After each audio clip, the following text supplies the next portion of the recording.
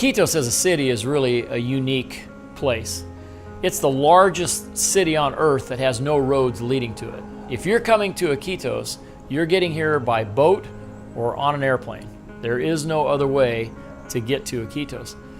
Interestingly enough, when you land in Lima, the capital of Peru, you're landing on the longest arid coastline in the entire world.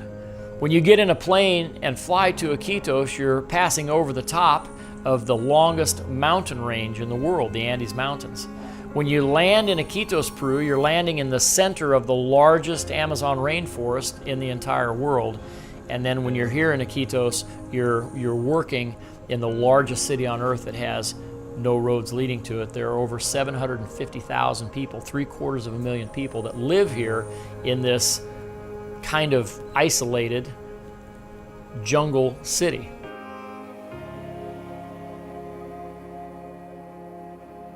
The last 18 years has been nothing short of amazing. I've been struck by the generosity of the thousands of volunteers that have come to do what they do in medicine and crisis intervention and sacrificial giving for emergency food distribution. We've seen the lives of young people impacted.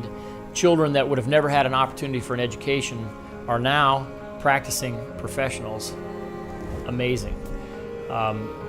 The needs around us are simply overwhelming, and it would be easy to get buried by these huge needs, but we just focus one life at a time, and little by little we're starting to see a difference in the communities where we work. It's hard to summarize, but I can tell you that when God has a plan for a work to be done, as long as we remind ourselves that this isn't our work and our responsibility, that we're simply playing a role in the work that He'd have us to do, then it frees us to focus on the day-to-day details and to be the hands and feet of Christ, to love people the way He wants us to love, and to come to some sort of assistance in the best way possible. And we've seen some amazing and dramatic changes because we're here. When I travel around the U.S. and I encourage people to engage in whatever passion that God's put on your heart, for those who decide that it's foreign missions, and specifically those who want to come here, they're frustrated sometimes because a lot of individuals say to me, well, I'm not a doctor, I'm not a gifted public speaker, I'm not a musician, I don't have some huge talent that I can come down there with. What could I possibly do? And so let me encourage you that yes, we need the expertise of these professionals that can provide services that are not available to people, like the medical and dental work.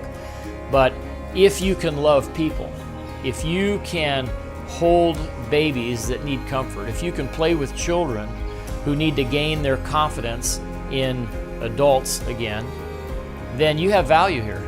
There's lots to do. We have construction projects and building and repairing things, from simple things to things that require some expertise like electrical or plumbing or masonry. But there's something for everybody.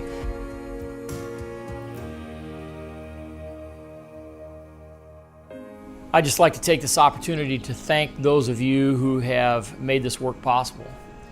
There are different categories of people that have invested in the work we do here. There are those who come and bring their expertise, their passion.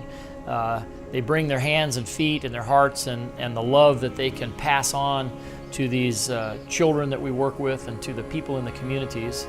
And then there are those who have been gifted with their resources back home, who've worked hard but also recognize that because of their success, they have an opportunity to help support those of us who are in the trenches.